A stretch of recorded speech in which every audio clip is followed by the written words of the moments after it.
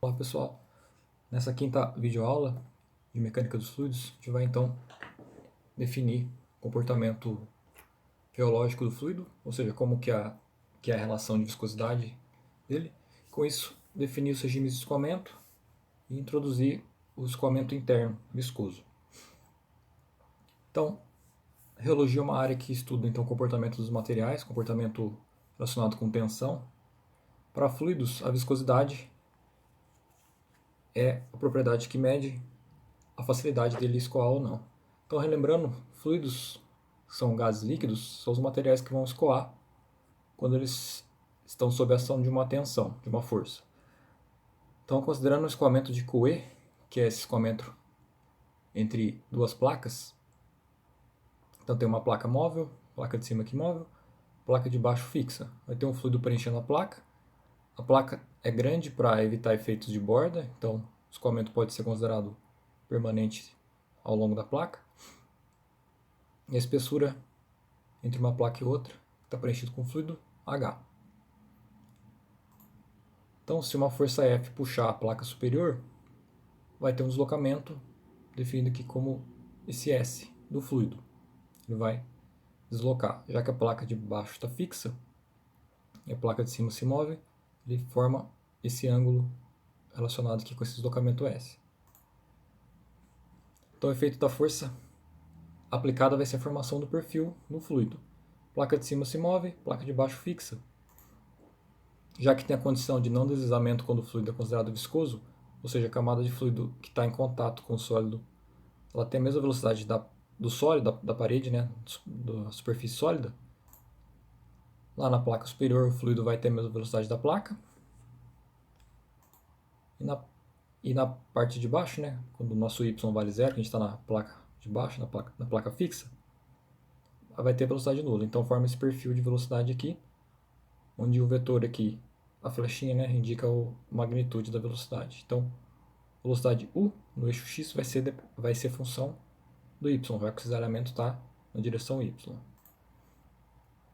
Aí foi observada então essa relação entre tensão, que é a força tangencial por área, proporcional então ao gradiente de velocidade no eixo y, quanto que varia a velocidade para cada posição y que eu tenho. Então, esse gradiente du dy é chamado de taxa de deformação. Daí o coeficiente de proporcionalidade entre a tensão de cisalhamento e a taxa de deformação depende do comportamento molecular do fluido, ou seja, qual é o tipo do fluido que está escoando. Então, o fluido mais simples é o fluido newtoniano, que a gente vai estudar, que é o fluido que a gente vai, é o objetivo de estudo aqui dessa disciplina. Então, para o modelo do fluido newtoniano, o gradiente de velocidade ele é relacionado com a tensão pela viscosidade, e ela é linear, e a relação entre os dois é linear. Se botar um gráfico de tensão por deformação, vai ter uma reta, e a viscosidade dinâmica, que é o coeficiente de proporcionalidade, ele é constante. Ela varia com a temperatura e um pouco, dependendo do fluido, né, com a pressão também. A gente vai discutir isso um pouco mais para frente. Mas para um caso isotérmico, o μ, que é a letra, né, que define a viscosidade dinâmica, ele é constante. Então a inclinação dessa reta fornece a viscosidade dinâmica do fluido. Então a viscosidade dinâmica vai ser força por área, né, que é a tensão, e dividido aqui também pela velocidade de comprimento, que seria, né, o gradiente du por dy. Então a unidade, as dimensões é massa, comprimento, tempo, no SI, quilograma por metro vezes segundo, que é a mesma coisa que Pascal vezes segundo. Então, essa propriedade ela é a propriedade molecular do fluido, ela vai quantificar a resistência dele escoar. Quando o fluido está exposto a forças. Por exemplo, gases escoam bem mais facilmente do que líquidos, que têm viscosidade maior. Uma unidade usual para viscosidade é centipoise, que é o CP. Já que a água a 20 graus ela tem a viscosidade de 1 CP, então tem essa unidade aqui específica de viscosidade. Equivalência com SI é 1 centipoise equivale a 1 milipascal segundo. Lembrando que o milho é 10 a menos 3. Daí, quais fluidos são newtonianos? Todos os fluidos que têm moléculas simples, que inclui todos os gases, líquidos com fórmulas químicas simples, por exemplo, água, benzeno, etanol, óleos, e soluções de moléculas simples também, soluções de sais orgânicos.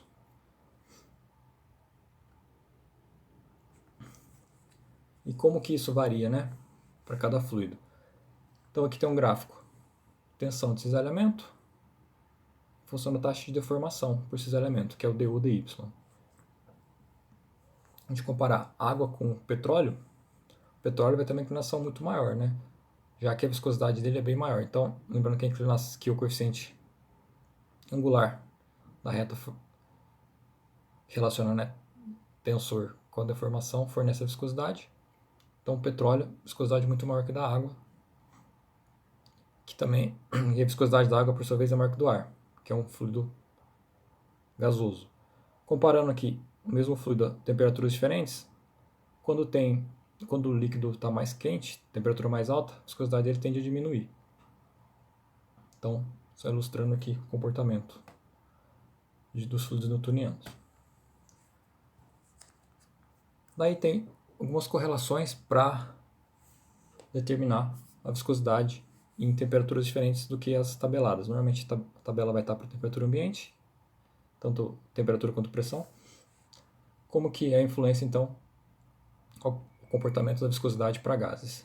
A pressão vai influenciar pouco, até aproximadamente 100 atm, e o aumento da temperatura aumenta a viscosidade.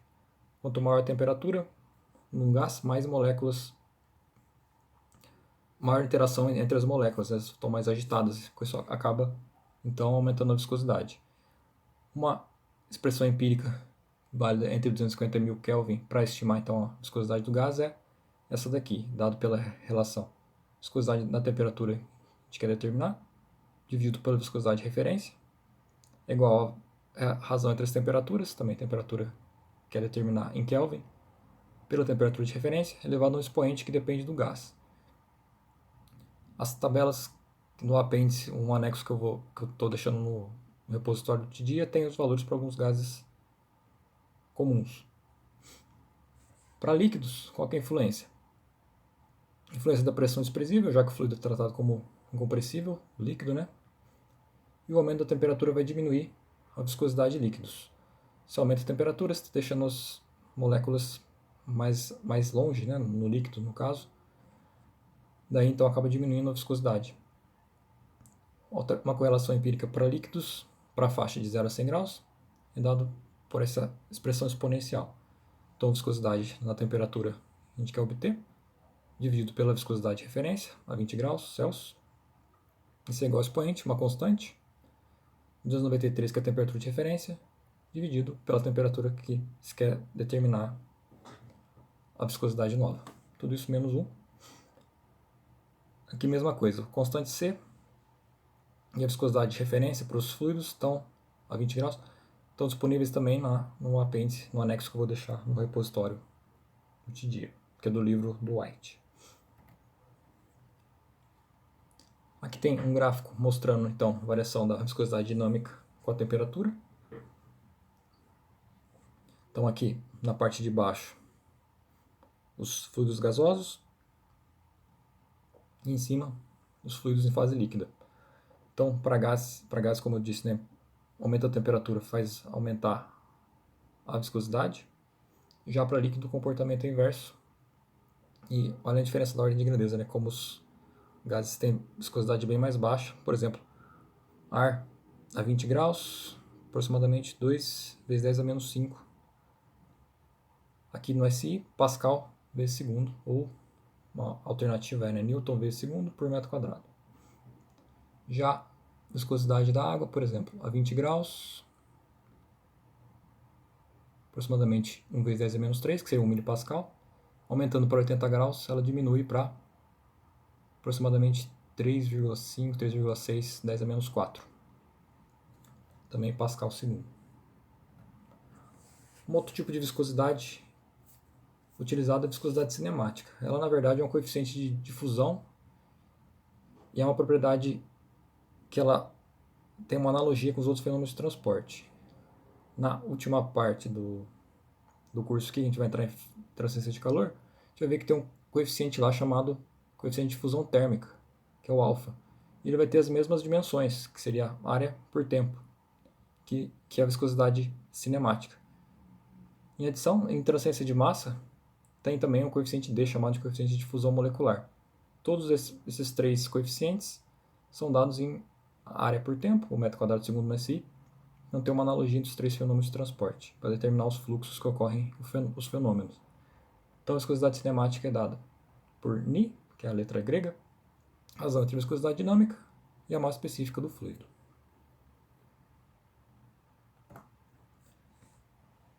Daí na classificação reológica, a gente já viu, né? O fluido pode ser considerado ideal ou invícido, que seria aproximar, né, a viscosidade aproximadamente zero. Na verdade, seria desprezar o atrito.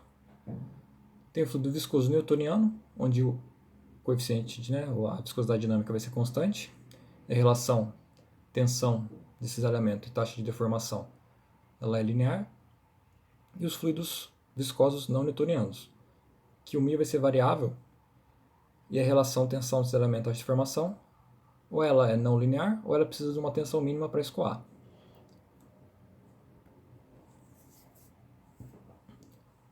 Esses fluidos newtonianos, apenas dando uma introdução sobre eles podem ser classificados em três grupos. Os não newtonianos, comportamento dependente do tempo, os que dependem do tempo, que não são elásticos, e os fluidos viscoelásticos. Aqui um gráfico que mostra os diferentes tipos de fluidos possíveis. Então, tensão de cisalhamento no eixo Y, taxa de deformação no eixo X. Em alguns casos, utiliza o gama bolinha para definir então o gradiente de velocidade em relação à componente tangencial. Então, o fluido newtoniano tem relação linear, que é essa reta aqui. Daí os fluidos não newtonianos têm vários comportamentos. Por exemplo, pode ser um tipo pseudoplástico, onde vai ter um expoente no gradiente, na taxa de deformação, vai ser elevado no expoente n. Quando é menor que 1, ele é pseudoplástico, tem esse comportamento. Se aumenta a tensão, se aumenta a taxa de deformação, a viscosidade dele tende a diminuir. Lembrando que a viscosidade aproximada, né, a viscosidade aparente, pode ser obtida pelo coeficiente angular da reta tal gama. Daí, no inverso, o dilatante tem o n maior que 1, quanto maior a taxa de deformação, maior a viscosidade aparente. É o caso, por exemplo, da areia movediça. Quanto mais força atua para se movimentar, mais fica difícil, né? Maior resistência do fluido. E tem os fluidos que têm uma tensão mínima de cisalhamento. São os fluidos que se comportam como plásticos. Então, por exemplo, tem um plástico de birra linear. Se a tensão de escoamento for menor que T0, ele não escoa. Atingiu T0 ou superior, começa a escoar. Se for um plástico de birra linear, ele escoa com uma relação linear de viscosidade. Se for birra não linear, tem um comportamento parecido com o dilatante. E se for um fluido de Casson, que é, por exemplo, em alguns casos, escoamento de sangue se comporta dessa forma, o aumento da taxa de formação vai gerar uma leve diminuição da viscosidade aparente. Mas todos eles precisam de uma taxa mínima para escoar, senão eles ficam estáticos como se fosse um sólido. Daí a classificação em relação ao tempo. Dois tipos, os fluidos reopéticos, que a viscosidade aparente aumenta com o tempo, no caso de argilas, e os tixotrópicos, que a viscosidade aparente diminui com o tempo. Então o tixotrópico seria aquele fluido que quando você dá uma agitada, ele vai dar uma afinada, por exemplo, ketchup, tintas. Se esperar um tempo depois de deixar ele em repouso, ele volta a engrossar. Então a viscosidade vai depender do histórico recente. Por último, né, os fluidos não newtonianos viscoelásticos, que eles têm comportamento mais complexo. Tem uma contribuição de fluido e uma contribuição de sólido. Para definir então como é que é, né, a relação da tensão com a deformação do fluido. Um exemplo aqui seriam os fluidos biológicos, como a saliva, e diversas soluções poliméricas apresentam esse comportamento. Então, isso aqui é apenas uma introdução sobre os outros tipos de fluido, já que o curso é focado no escoamento newtoniano. Então, entrando agora no escoamento interno viscoso de fluidos newtonianos, qual que é a motivação para estudar isso, né? Os sistemas de tubulações, que são constituídos por tubos, dutos, acessórios, são encontrados em praticamente todos os projetos de engenharia. E daí tem um problema básico de ser resolvido, né? Conhecendo a geometria, os componentes, o fluido que vai escoar e a vazão necessária, qual que é a diferença de pressão ou qual que é a potência de bombeamento necessária para manter o escoamento? Ou, se você já tem uma diferença de pressão, já tem uma bomba instalada, qual que é a vazão que dá para operar aquele sistema? Então essas são algumas dessas questões que o engenheiro tem que trabalhar. E eu foco então daqui até o final da mecânica dos fluidos nessa parte. Começando então com os regimes de escoamento. Regime laminar, o fluido escoa em camadas. Não tem mistura macroscópica entre as camadas dos fluidos. Então aqui no caso a viscosidade vai prevalecer sobre a inércia. Então o perfil é parabólico, velocidade máxima está no centro, e velocidade média é metade do valor da velocidade máxima. A gente vai conseguir deduzir isso na próxima aula. E se a gente olhar, dar um zoom, um pequeno trecho aqui, a gente tem aqui o perfil de velocidade, que no ponto 1 não tem mistura macroscópica, ou seja, o fluido que está aqui ele vai continuar nessa mesma linha para frente. Essas setas aqui indicam que apenas difusão pode ocorrer para transferir força de uma molécula, de uma partícula de fluido que está aqui para outra que está na camada de cima. Então, velocidade 1 menor que velocidade 2 forma um perfil parabólico. Já no regime turbulento, principais características. O escoamento ele é caracterizado por flutuações das propriedades do escoamento e pelo movimento caótico e aleatório, desordenado das camadas de fluido, o que acaba resultando em altas taxas de misturação do fluido. Então o perfil é praticamente achatado. A gente der um zoom, o que vai acontecer? Tem vários vórtices relacionados com a turbulência. Esses vórtices acabam então misturando, promovendo taxas de misturação, né? Um elemento de fluido está nessa parte que ele pode subir para cima, consequentemente o outro que está aqui ele vem para baixo, na camada de baixo, camada mais lenta. Então tem uma troca de quantidade de movimento bem maior devido a essa macromisturação, que causa então flutuação das propriedades, como velocidade e pressão. Como que define isso então? Número de Reynolds, número dimensional que vai quantificar se o escoamento é laminar ou turbulento. Então Reynolds pode ser entendido como relação entre parte inercial em relação à viscosa. Então, velocidade que o fluido está carregando pela resistência ao atrito. Definido então como ρ, velocidade, d, diâmetro ou comprimento característico, no caso escoamento interno, diâmetro, dividido pela viscosidade dinâmica. Ou, lembrando que viscosidade cinemática é μ sobre ρ, simplesmente VD sobre Ni, que é a viscosidade cinemática. A transição em tubos vai ocorrer em Reynolds igual a 2300. Algumas referências trazem como 2100. Na verdade, vai depender bastante da tubulação, porque se a tubulação tiver uma rugosidade um pouco alta, a transição pode ocorrer antes, então tem que ser bem controlado o escoamento para atingir 2300 na transição. Então, no regime laminar, esse é o experimento de Reynolds, que tem uma tubulação passando um fluido, injeção de um corante bem no centro da tubulação. Se o escoamento está turbulento, como ocorre entre camadas, o corante vai formar um filete bem definido no centro. Se o Reynolds está acima de 2300, começa a ocorrer uma transição de escoamento, começa a ter uma perturbação nessa linha de corante. Até que ele atinge a turbulência, ele fica totalmente desordenado, devido à formação dos vórtices. Em alguns casos vai aparecer um RD, é só para definir que o Reynolds está em relação ao diâmetro. É que ele pode ser reescrito para vários outros tipos de geometria. Por exemplo, escoamento externo ao redor de uma asa poderia ser um L do comprimento da asa aqui. Mas como a gente vai trabalhar focado no escoamento interno, então o Reynolds D é a mesma coisa que esse Reynolds que a gente definiu aqui em cima, em função do diâmetro. Então na região de transição, o comportamento vai ser imprevisível. Normalmente a transição vai entre 2.300 e 4.000 número de Reynolds. Então, como que se comporta lá o escoamento em função do tempo? Por exemplo, tem uma tubulação, tem um ponto A. A gente quer saber como que a velocidade ali varia em função do tempo. Para o regime laminar, ela vai ser praticamente constante. Já para o regime de transição, pode ocorrer então algumas perturbações aqui, uns distúrbios devido à turbulência. Se está totalmente turbulento, a velocidade ela fica flutuando naquele ponto. Então, para o escoamento laminar, a velocidade pode ser considerada constante em um ponto, isso considerando, claro, o regime permanente.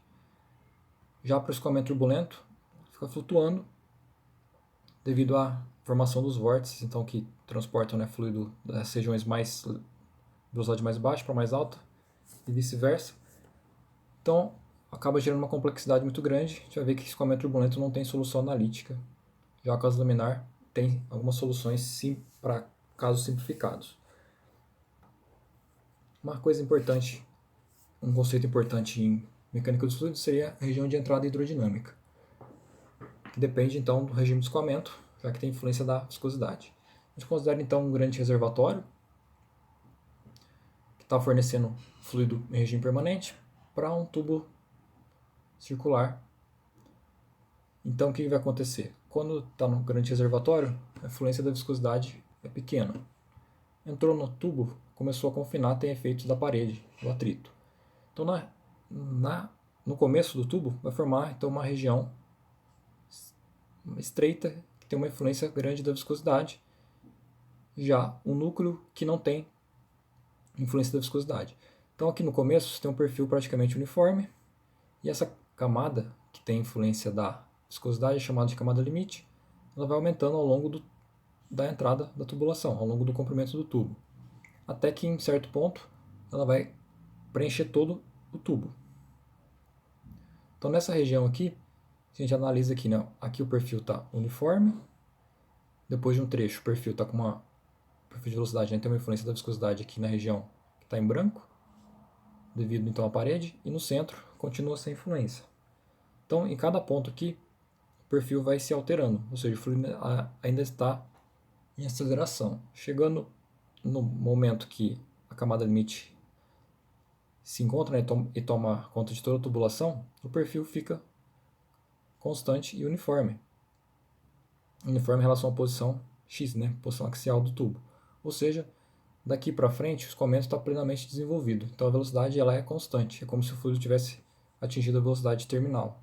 E o balanço entre força motriz e força de resistência tem que ser igual a zero, né? No caso de que segundo a lei de Newton, a sua aceleração é zero, a velocidade é constante. Então, é importante determinar esse comprimento de entrada aqui, por exemplo, para a instalação do medidor de velocidade. Se colocar o medidor de velocidade aqui, você vai estar medindo a velocidade do fluido acelerando. Então, na hora de transformar em vazão, pode fornecer uma leitura errada da vazão. É importante saber qual que é esse comprimento de entrada, onde o escoamento ele é chamado de plenamente desenvolvido. Além disso, para fazer as análises das soluções analíticas, a gente tem que considerar que o escoamento é plenamente desenvolvido para conseguir fazer o balanço e ter uma solução analítica, já que nessa região aqui, a velocidade vai depender de vai depender tanto da posição axial quanto do raio, já que forma um perfil, e vai chegar numa equação diferencial que não tem solução direta. Daí, se o fluido passa por uma curva também, ele desacelera, ele sofre, né, de novo uma reaceleração, até atingir de novo a condição de desenvolvido, e assim por diante. Então, cada vez que ele passa por uma mudança de direção, ele sofre esse novo período, né, de transição aqui até chegar ao escoamento desenvolvido. Então aqui só revisando então, né, o que é a condição, o que é a região de entrada hidrodinâmica.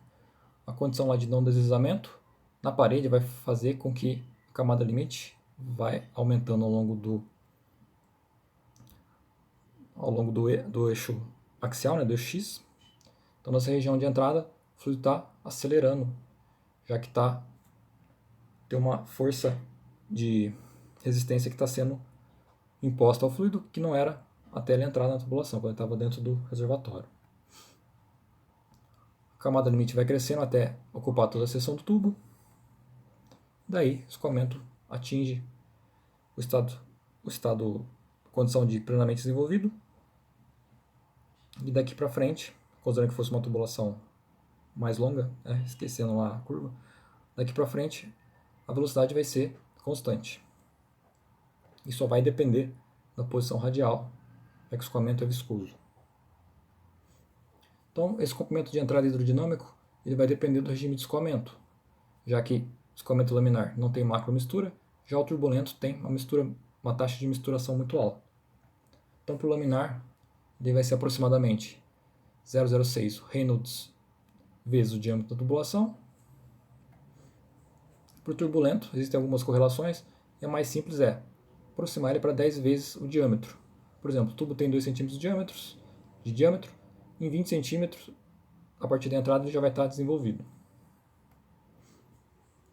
Então, nessa região de escoamento plenamente desenvolvido, que a gente vai focar nas análises do regime laminar na próxima aula, para regime permanente tubo horizontal, o fluido vai ter velocidade constante, né, considerando que a área do tubo não se altera também.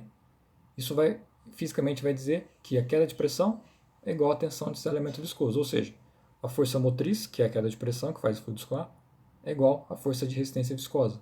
Então o balanço fica escrito dessa forma. Para tubos inclinados, é importante ressaltar que tem uma contribuição adicional da força de campo gravitacional.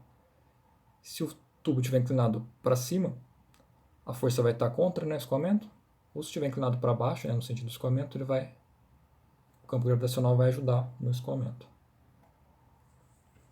E para ilustrar a determinação desse comprimento de entrada hidrodinâmico, exercício 3.5. Então tem água, as propriedades foram dadas, né, 998 kg por metro cúbico de massa específica, e a viscosidade de 1 vezes 10⁻³ pascal segundo. Está escoando em regime permanente, tubulação longa de diâmetro 2,5 cm, conectada a um reservatório grande. Determinar o comprimento de entrada hidrodinâmico. Caso A, se a velocidade média é 0,05 m/s. Caso B, se a velocidade média da água é 5 m/s. Então, determinar o LH, foi dado as propriedades da água e do tubo. Começando então a análise, né? O comprimento de entrada, como eu acabei de falar, ele depende do tipo de regime de escoamento. Para saber isso, então, determinar primeiramente o número de Reynolds. Caso A, velocidade 0,05.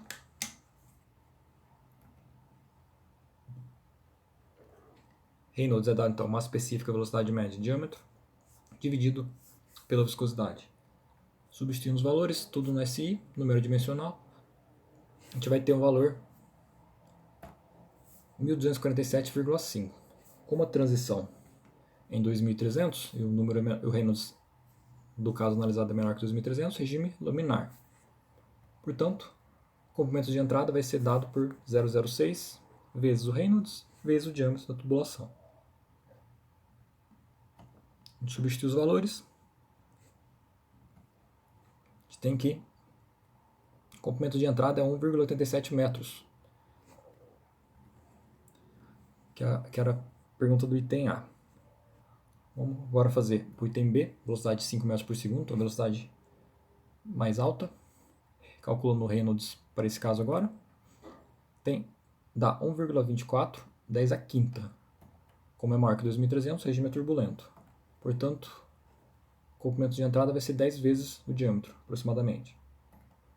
Então, substituindo aqui o diâmetro de 2,5 centímetros, 0,25 metros. Então, comprimento de entrada hidrodinâmico turbulento, 0,25.